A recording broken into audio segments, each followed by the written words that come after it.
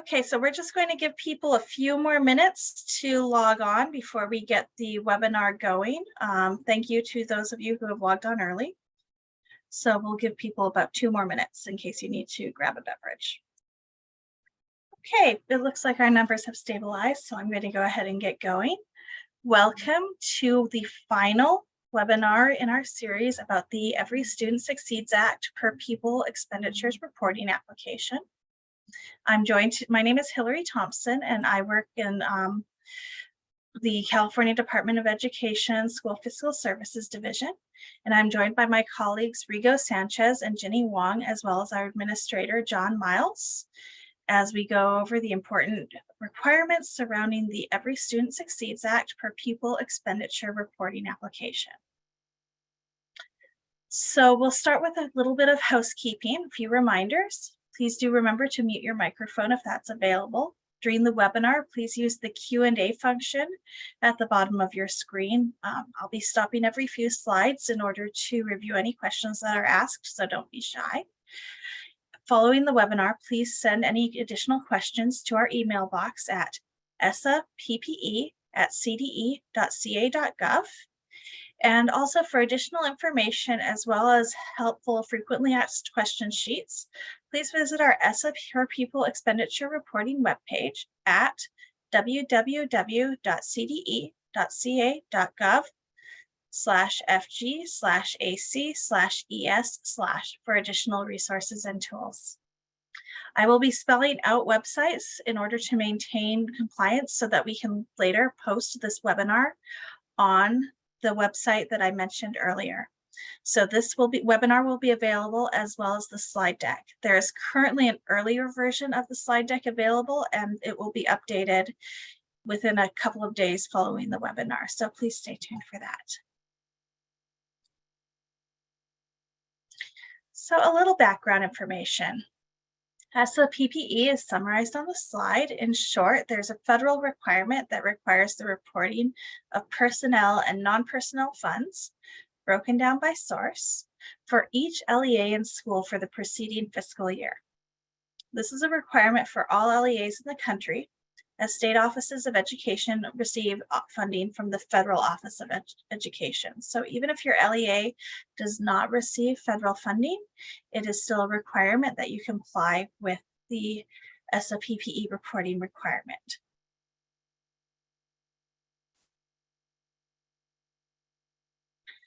So a little additional information. The state of California collects data and reports it out in a manner that allows for comparison of LEAs across the state. By collecting data in this manner, the Department of Education is able to best compare LEAs within the state of California, among counties, and as well as throughout the country. Just see if any questions have popped up. No questions yet. Please remember to use the box if you have any questions. Okay. There we go. So the final non-regulatory guidance that was provided by the Department of Education is available on their website at www.ed.gov/policy/ELSEC/ledge/report-card-guidance-final.pbs. This non-regulatory guidance clarified the PPE reporting requirements under the Every Student Succeeds Act. Following the receipt of this, the CDE issued a letter on August 1st, 2018, outlining our role in this, and that is available on our website at www.cde.ca.gov/fg/aco/essa/ppe-LTR.asp. And this outlines our requirements. It's intended to provide information and guidance to assist LEAs with meeting the PPE reporting requirements. It includes things like calculation guidelines, included expenditures, expenditures tracked at the school level versus the LEA level, student counts, how the data is reported and presented, and various considerations in the preparation of your LEA's data.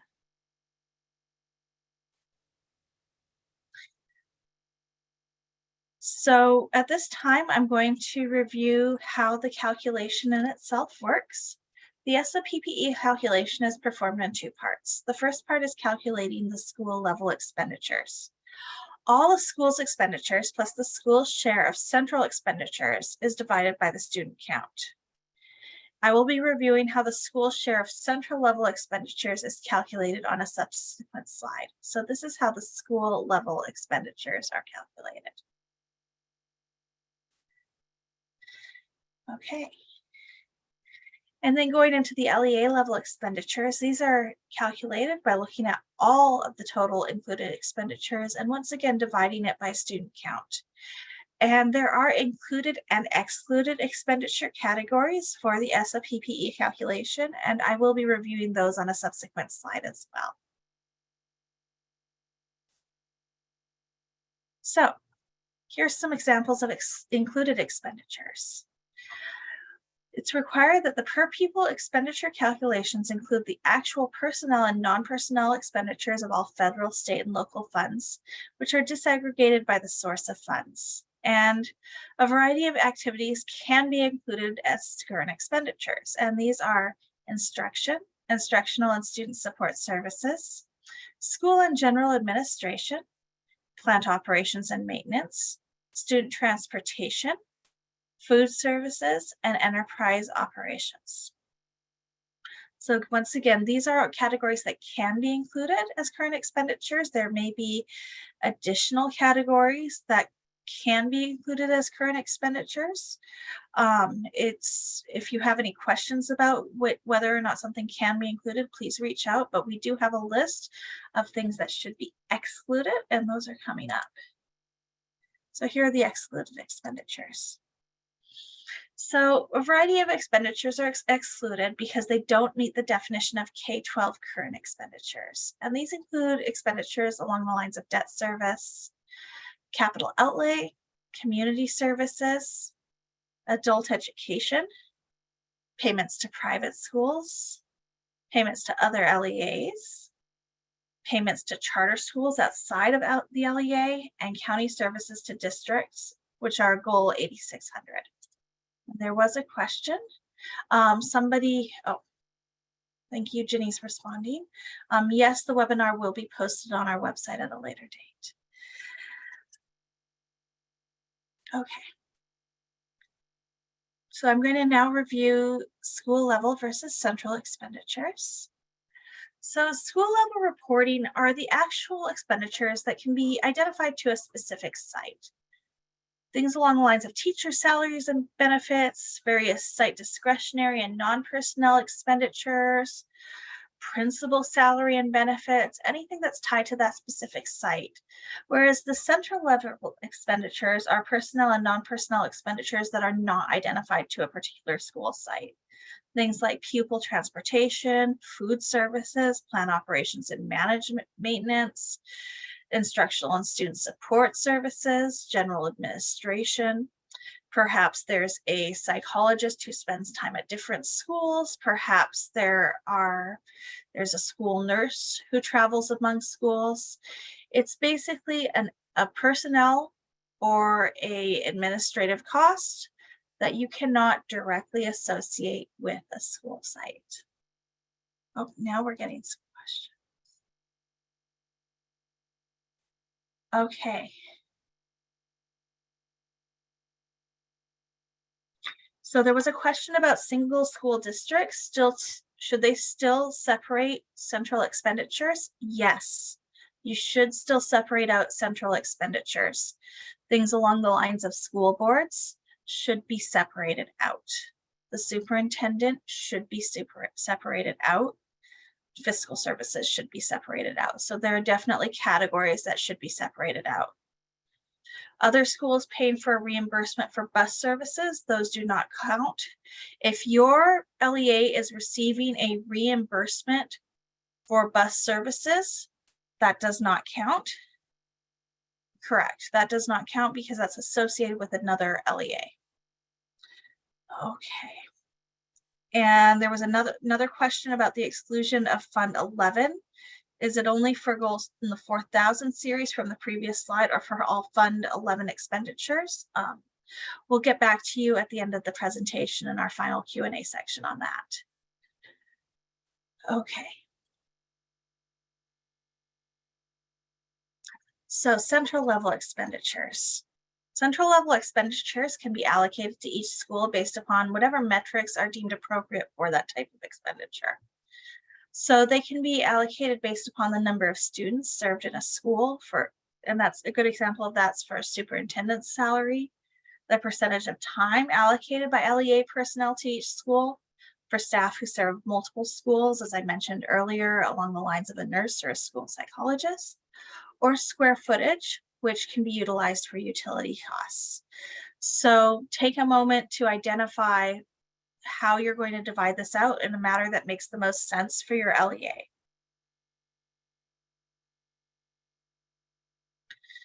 Now, student count. We receive a lot of questions about student count, especially as in the past, LEAs had a lot more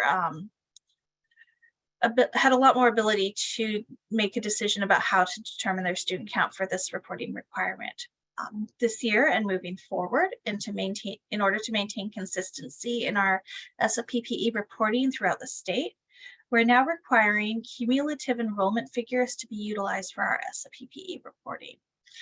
And we will display the cumulative enrollment figures for each school, and they're also available on our cumulative enrollment data webpage, which is at www.cde.ca.gov/ds/ad/files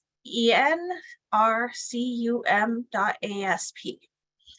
And Rigo will be spending time at the end of this presentation to review how to access your LEA's cumulative enrollment data using that site. So I urge you, as my portion of the presentation concludes, to stay tuned because he will be providing additional valuable information about how to utilize our various websites.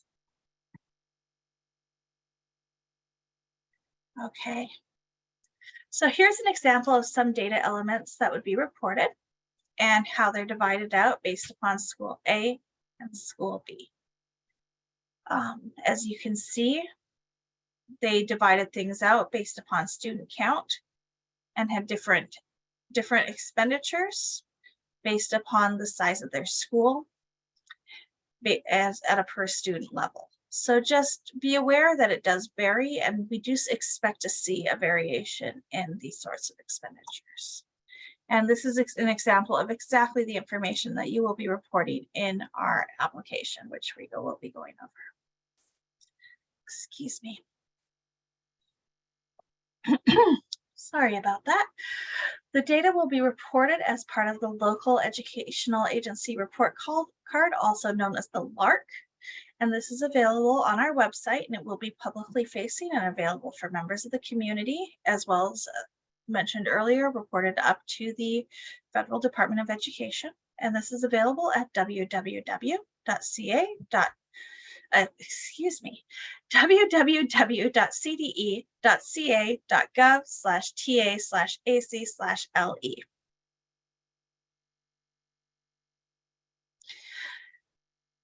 So we've received a lot of questions about how the PPE data is collected, and it's collected through the web application. We provided access codes to each superintendent and chief business official for each LEA and to the administrator for each direct funded charter school listed in the California School Directory. And these amounts, and this was provided back in November. The amounts can be hand keyed or prepared in Excel and imported into a CSV format for uploading onto our webpage. If your LEA has not received a code for whatever reason, please reach out to us at our ESSA-PPE email address that I went over at the beginning of the presentation, and we will also be mentioning at the close of the presentation. Please reach out to us if you need these codes to be resent, and we will promptly resend them. So a few common issues that we see that we just wanted to take some time to go over so that we don't encounter them as much this year and you can avoid having your data sent back and having to enter it again. I just wanted to go over a few things. So for the school level and central level per pupil amounts, we've sometimes seen LEAs enter a total amount rather than a per pupil amount. This is something that's fairly easy for us to catch, obviously, but it's something that would be important for your LEA to catch so that it does not get returned to you. Another thing that we see is the LEA federal and state and local per pupil amounts are sometimes entered as a total as opposed to per pupil. Please be aware that these amounts are per pupil, but for the total excluded expenditures, we are looking for a total there. And also there is an expectation that there will be some excluded expenditures for each LEA. So if no amount is entered or if there is a zero, that would definitely be cause for concern from our end, and perhaps your LEA should take a look at what's being entered and just verify that you have entered the correct amount in the total excluded expenditures. So some frequently asked questions.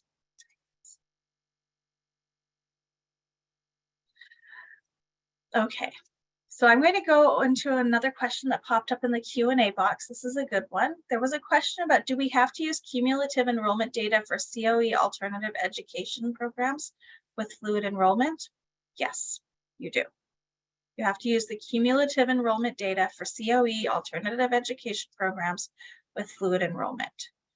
Yes, they are a point in time. I realize that, and there are a lot of changes, but it's important so that we can compare the information across all LEAs that cumulative enrollment be used. Now, a few frequently asked questions. The first one is, do we include preschool expenditures, including amounts reported in the Child Development Fund, Fund 12? And at this time, we do not collect enrollment for preschool and child development activities. Therefore, the LEA has a lot of flexibility to include or exclude preschool and child development expenditures from their calculation. So take the time to determine whether it is best for your LEA to include those expenditures or not. The second question is, how do we determine cafeteria expenditures that are federal versus state and local, since reimbursement funding all comes under one resource code? And in this situation, the CDE recommends that you account for these types of expenditures as local expenditures. We are aware that some LEAs do divide them into local versus federal, and that is perfectly acceptable. Once again, this is a situation in which you make the determination about what is the best method to report these for your LEA. Another question is, do we include special education expenditures? If so, do we include all funding sources? Yes, special education expenditures from all funding sources are included in per pupil expenditure calculations, as they are services directly provided to our students. Another question is, do we exclude STRS on behalf expenditures entries, since those are paid by the state? And yes, once again, we exclude STRS on behalf expenditures, since these are not actual costs borne by the LEA.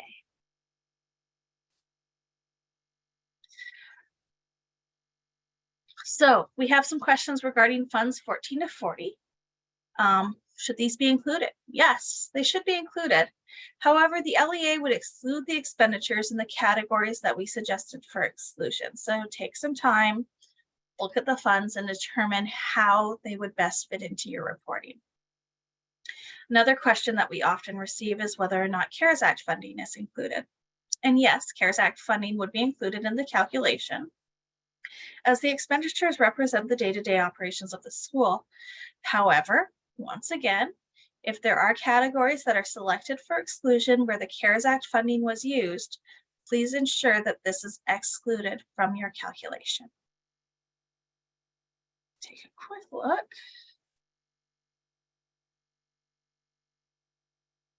Okay.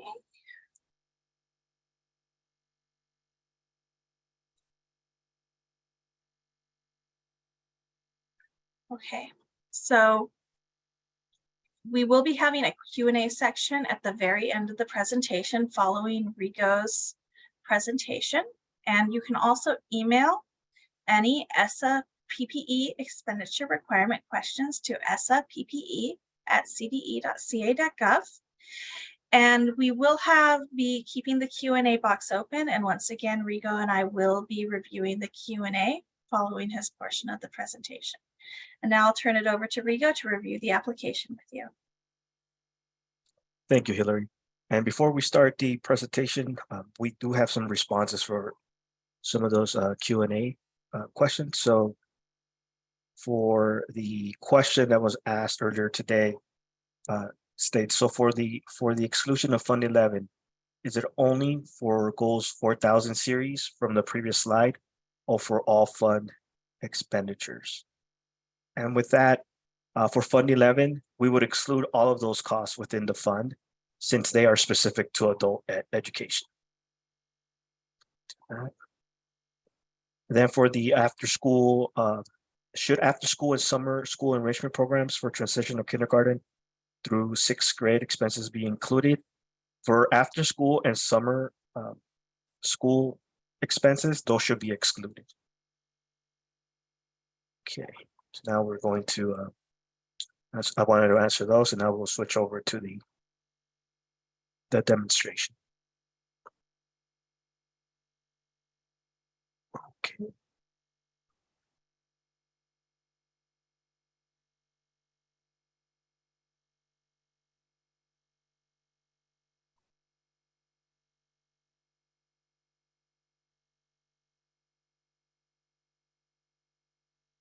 Okay, just want to confirm with my colleagues if you are able to see my screen. Yes, I am. Perfect. Okay. So this is the application for where you are going to be inputting your expenditure information. So for this part of the training, I would like to divide it into 3 different components. The first component is going to be for charter schools. And what's going to be different about charter schools is that we are going to go into the cumulative enrollment data file and obtain the enrollment data that's within that file. Then we're going to go over to a small district. In this case, a small district is a district that has 3 schools associated with it. And we just use the word small just to identify that school, but there is no other like legislative definition for small school district. And then I'm going to move forward with lastly, I'm going to do a large school district. And that large school district is going to have 66 schools associated. And the intent with these 3 different components is to show you all the different ways to input information to the system. So the first thing we're going to do is we're going to obtain our access code. The access code was sent earlier, was sent in late November, and we also did send a reminder email earlier last week. So with this one, the first charter school that I'm going to use is Academia Avance Charter. We input the code that we receive from the email, and we input it, and it's going to take us to this screen. You will notice that the name of the school, in this case, the charter school, is going to be at the top left. It's going to have its CDS code. Then it's going to let us know the reporting year. In this case, it's 2022. And it's going to let us know the submission status, which in this case, it's pending, as we have not input any information as to date. It's also going to inform you how many days you have remaining. This is the test site. And hence has March 9th, 2023, but the correct deadline is March 1st. And then we move forward to this box here. And this is the box where you are going to be inputting the information for the charter school. Here we have the federal per pupil expenditures. Then we have the state and local per pupil expenditures. And then you have the excluded expenditures section. So the requirement here will be for the charter school to obtain, whether it be through a spreadsheet or through their accounting system, to obtain the total amount of federal expenditures associated with the school. Once you receive that amount, then you're going to divide it against the enrollment number that's in the cumulative enrollment file. So with that, I'll navigate to the enrollment file. And okay. As was mentioned by Hillary, the website for the cumulative enrollment data file, and a friendly reminder, this is the data set that only charter schools are going to be using, is cde.ca.gov/ds/ad/files enrcum.asp. Once we navigate to this web page, we're going to download the data file. And my suggestion is to do a right click, go to Save Link As, and then it's going to download it. It's going to take you to your preferred location of where you would like to download your files. So as you can see, I downloaded this file a week ago, perhaps 2 weeks ago. And you can see also the size of it. So when we open this file, it's going to be a very large file. Therefore, for this presentation, what I did, I took a small component of that file and then just located for the charter school that I'm doing the demonstration for. We did have some questions. We received some questions about how to locate the information of their school because it's such a large file. My recommendation is to go towards the middle of the text file. Let's see if I can do this here. Second.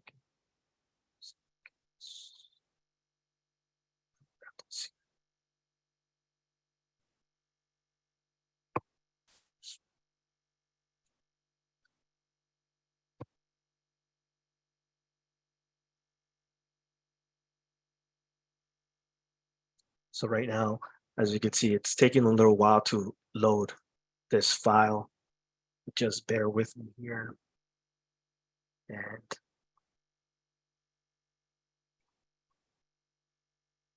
I want to show the a strategy when you're searching for your school, for your charter school, how to obtain this information.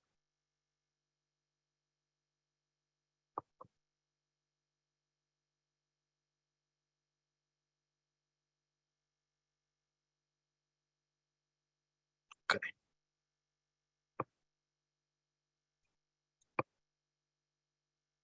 Takes about maybe 10 to 15 seconds for the full data set to populate.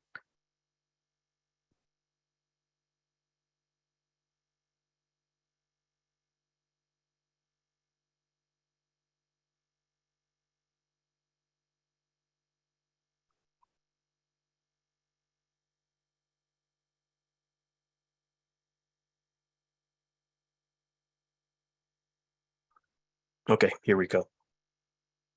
This file, as I mentioned, has a lot of information.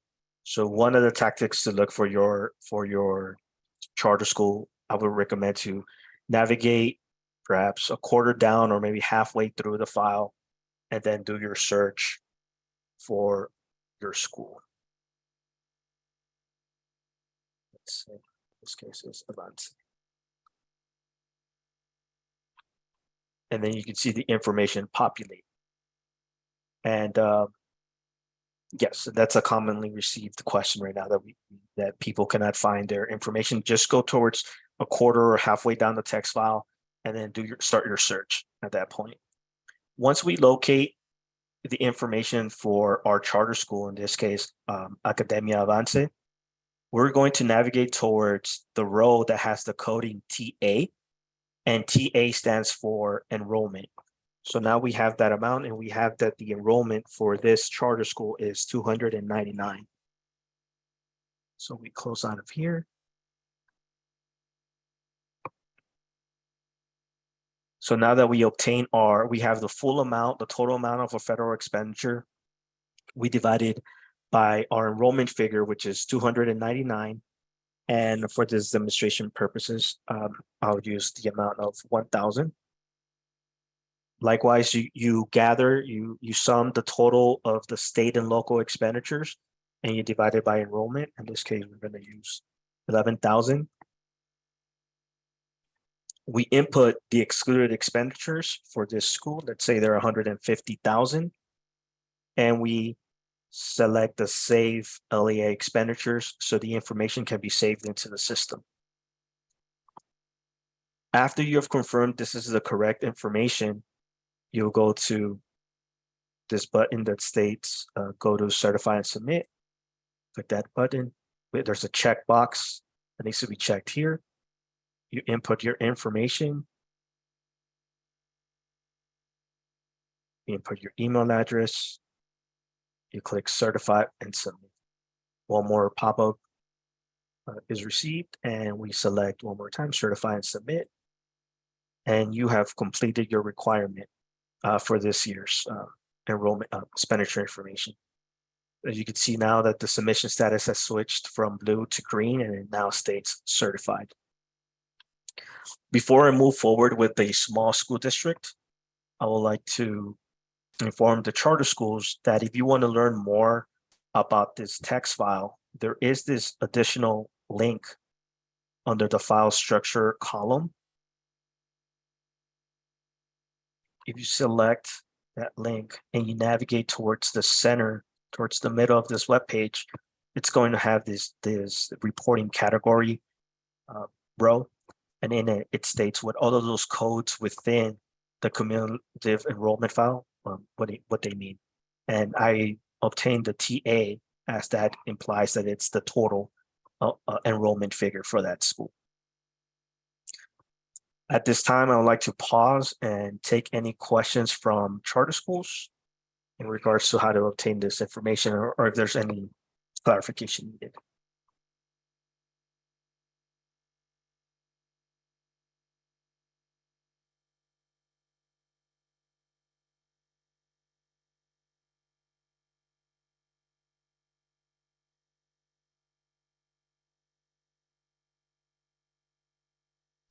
Okay, I am not seeing any questions in regards from charter schools related to the cumulative enrollment file.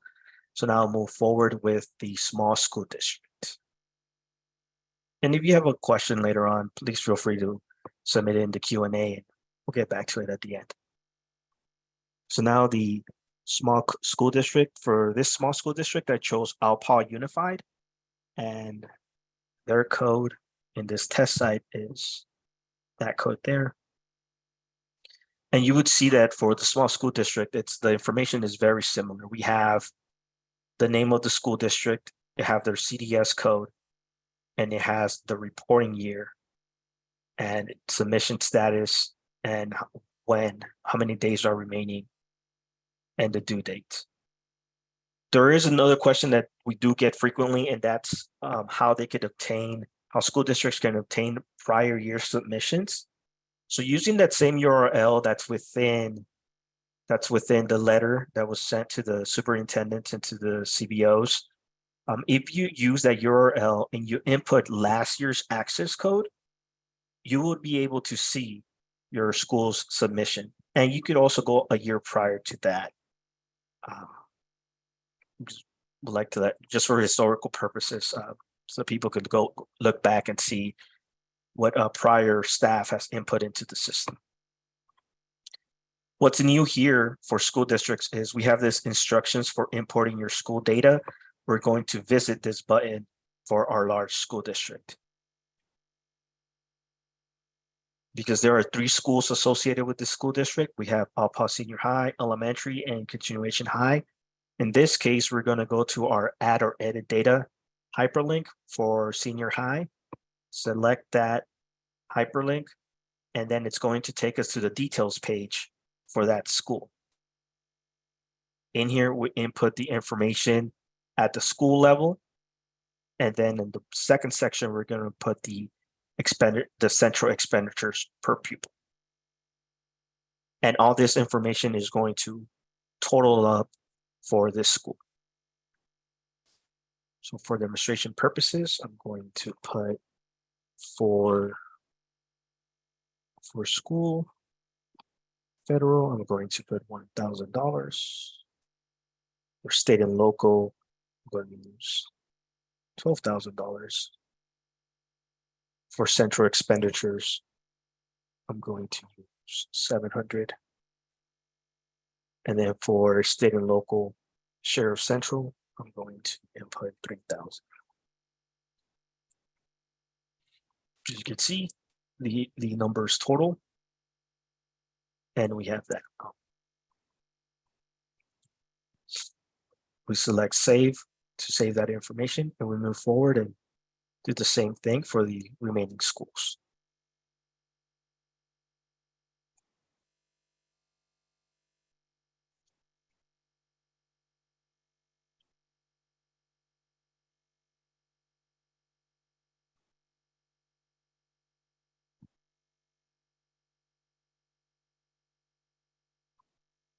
Click save. Information's there. One last one.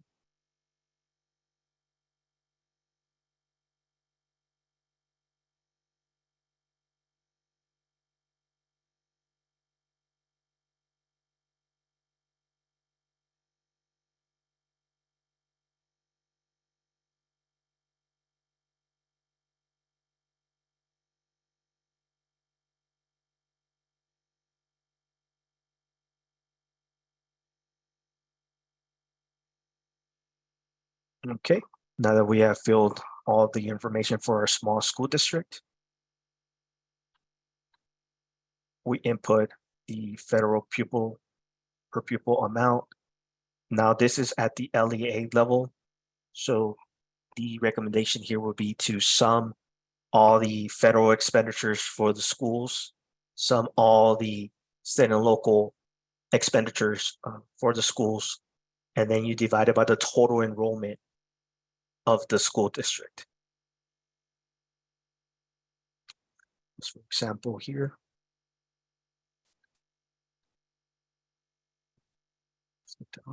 Exclude expenditures, we're gonna put 500,000.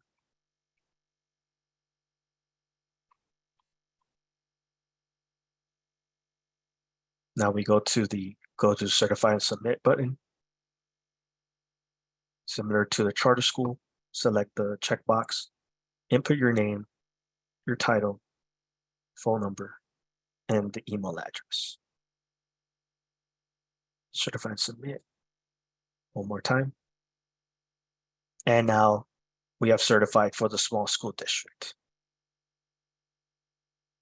At this time, I will pause and review the questions and the Q&A section to see if there's any questions from small school districts.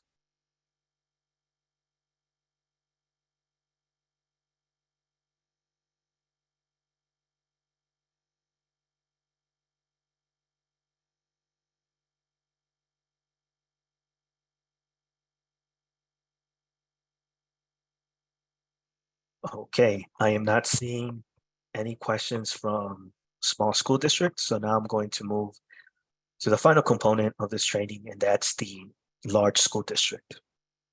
For this example, I chose Elk Grove Unified. And they are a school that have 66 schools associated with them. Therefore, if you were to go through each one of these edit buttons, it will take a while to complete, but can be done. But for this situations, we created the instructions for importing your school data button. So what we do here is we select that button, and now it's going to download the information that's in the database into a spreadsheet format, into a CSV file format. So we select this download current school data file.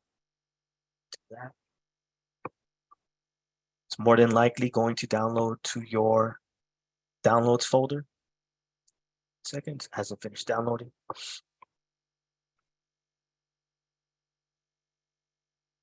Okay.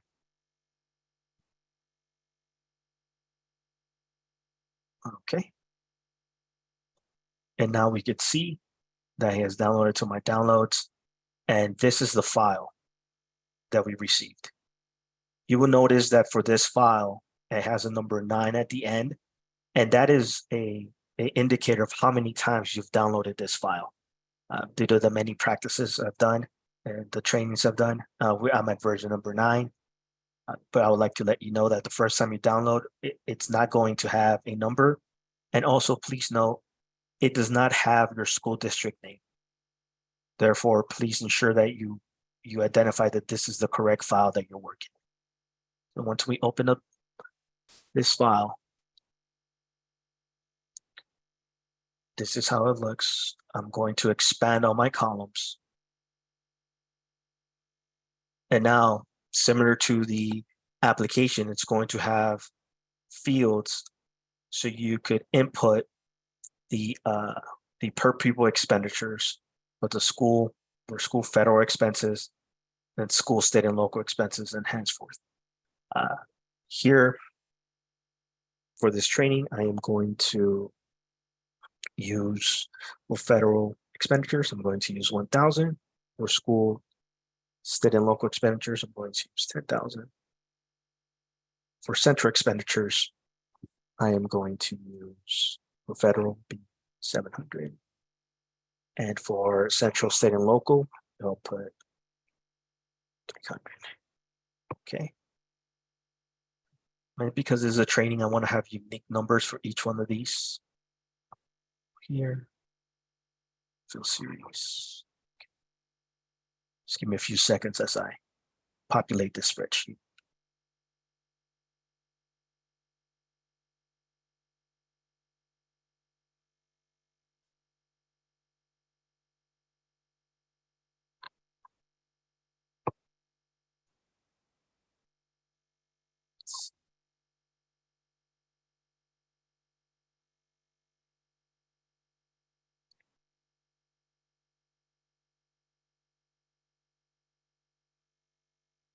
Okay, now we can see that I have unique data in each one of my schools, all 66 schools.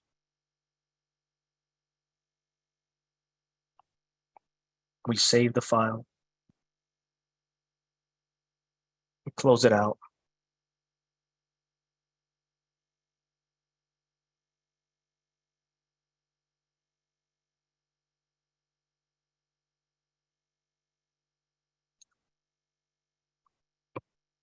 And we will navigate to the final box and select the choose file.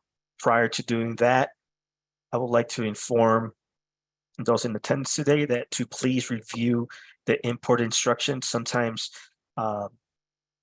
we do different things in the spreadsheet that could cause a problem when we're importing the spreadsheet. For example, some of the rules that we have for a proper upload is that there should not be any non-negative dollar amounts, and they should all be rounded to the nearest dollar. Please do not include decimals, commas, currency symbols, or any other non-digits. And all fields in the spreadsheet should be filled. If there is no information to input into that field, please just insert a 0 and do not leave it blank. If you start doing different combinations or different summations, formulas, and any formatting changes, and the system is giving you an error, just please start once again and click the download button to get a new copy of the spreadsheet. That tends to be the solution after we do a lot of changes to the original download. So now here we select the choose file. We navigate to our file that we downloaded. In this case, it's in my downloads folder. As you can see, it's the one because it says number 9. Click open. Go to select the import school expenditure button. It has one more pop-up. Select import school expenditure one more time. And now you can see that your information has uploaded into the system. We could do a quick check. Just make sure all the information is there. Looks like it is.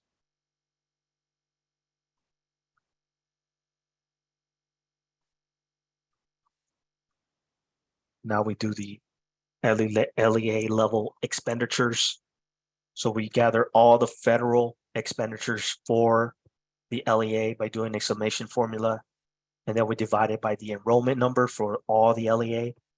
Likewise, we do a summation formula for all the state and local expenditures for the whole LEA, and we divide it by the total enrollment figure of the LEA. We'll put those amounts. Better for people.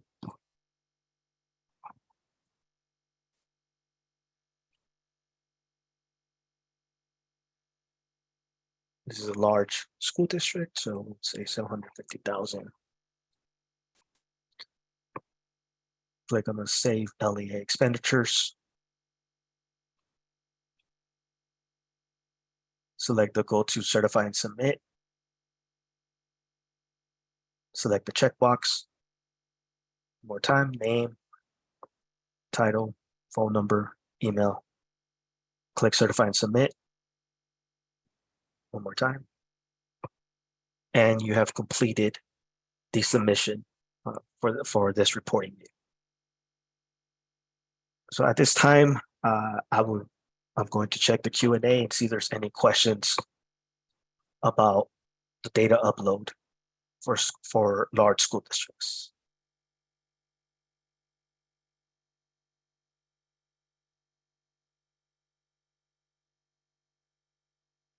Okay, I'm seeing a question that says, how did you download enrollment again? Okay, let's go back. Okay, so one more time, the enrollment, let me log off here. And just a friendly reminder, you're only going to be using the cumulative enrollment file if you're inputting information for a charter school. If you're not putting in information for the charter school, then you do not need to go through this process. The information has already been pre-populated into the system for the school districts. So for that, we go back to, we access the cumulative enrollment webpage. And let's see if one of my colleagues can please put this link there. Let's see if I can do it myself. Let's see. To all. Okay. Okay. I just dropped it in the chat box. And the way that I downloaded it, I came to this website, I right click and I selected save link as, which then allows me the capability to locate the folder that I want to download it to. Sometimes, depending on your system, if you just select, just click it, it might go to a folder and you might not know exactly to which folder it went to. So that's my recommendation. Okay. Let's see. Let's see another question.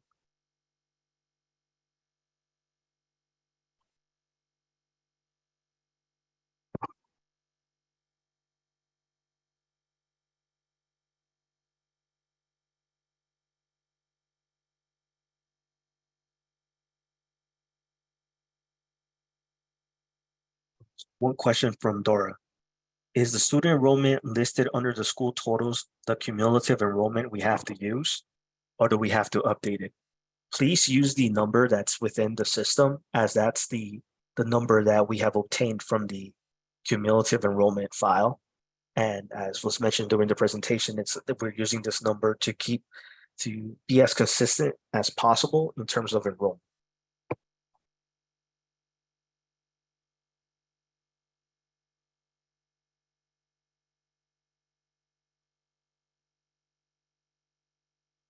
Next question is from Araceli. Says, for the LEA level, we are dividing by the district total enrollment, not by PPE, correct? So we recommend to divide by the district total enrollment. If you use the PPE enrollment, there's going to be a small difference in your calculation. And I ran this a couple of times, and that is the best method. The best method is to divide by the district's total enrollment.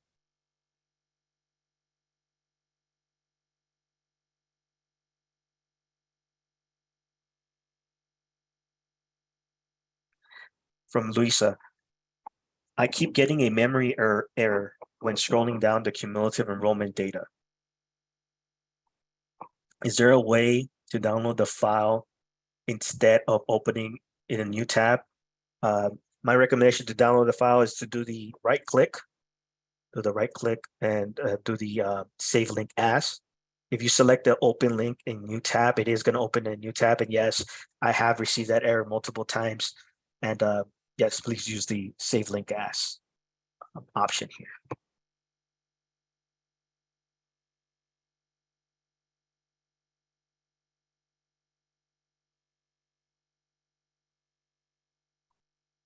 Okay.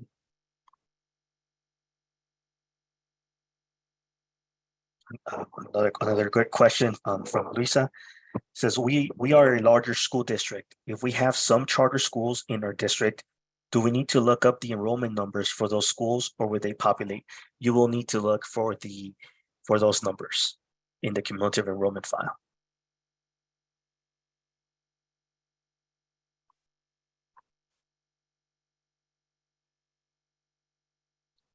If enrollment if enrollment data on the file from the website versus our old school data on application, do I just correct it on my own, or do I have to let you know? When you download when you do the download for the large district, it is going to have the enrollment file. Let's see if I can put this up real quick.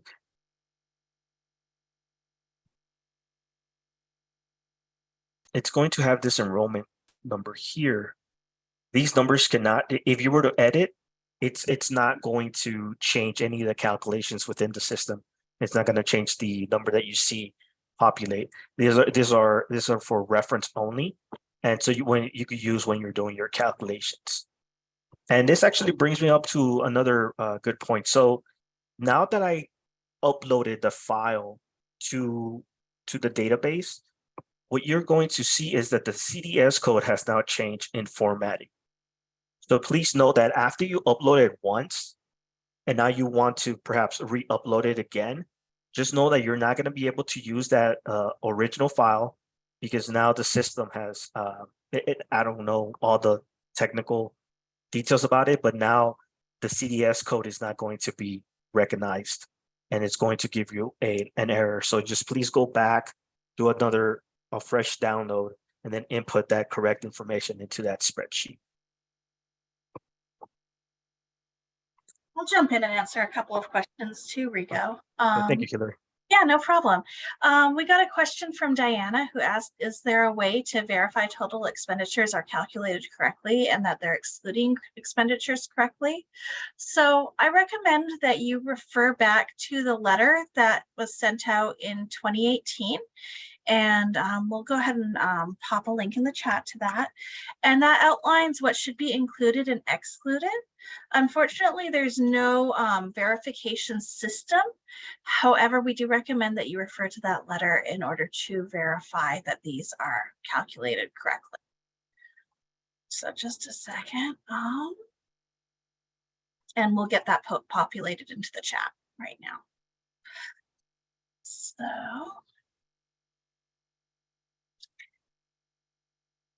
And then another question is, a lot of LEAs are asking about whether when they download data from the ESSA website, it doesn't match the counts that they have.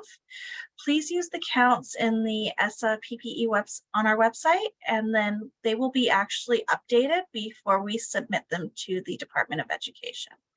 Additionally, I'm not seeing it popping up in here, but we do receive questions regarding some schools that pop up that had an enrollment of 0, and they might be showing up with an enrollment of, say, 2, for example, this last year, but in reality, they had an enrollment of 0. And for those, we still do require a submission, but please just include a submission with all 0s.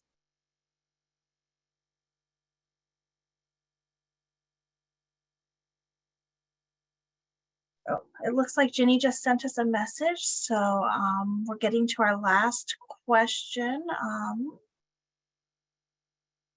Let's see, trying to find a good one.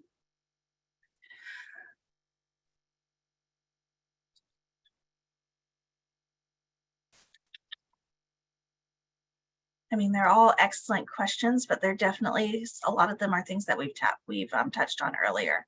So, So Hillary, as you look for that last question, yeah, just yeah. friendly reminder, if we do not get to your question during this webinar, please send us an email at esappe@cde.ca.gov, and either myself or Hillary will get back to you and provide you a proper Absolutely. response.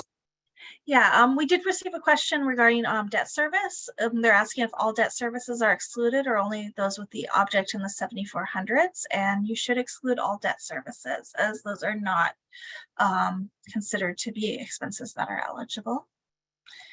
And do you see any more that we can quickly answer, Rico?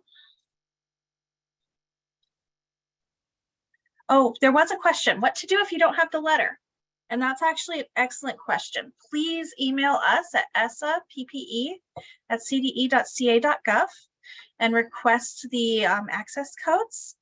Also, please note that we received the information regarding who to contact. So the CBOs, the school directors, the superintendents, that information was downloaded from the California School Directory. So as staffing changes throughout the year, as happens, please work with your LEA and your school leaders to ensure that that is updated so that they receive this important information from us, as well as other valuable information from the California Department of Education. That was a very good question. Okay. So I think that does it.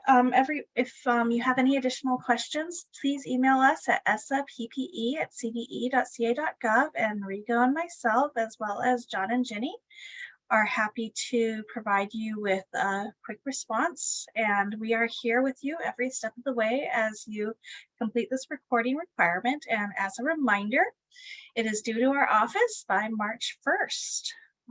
And any questions, please reach out. Thank you very much for participating in today's webinar. Thank you, everyone.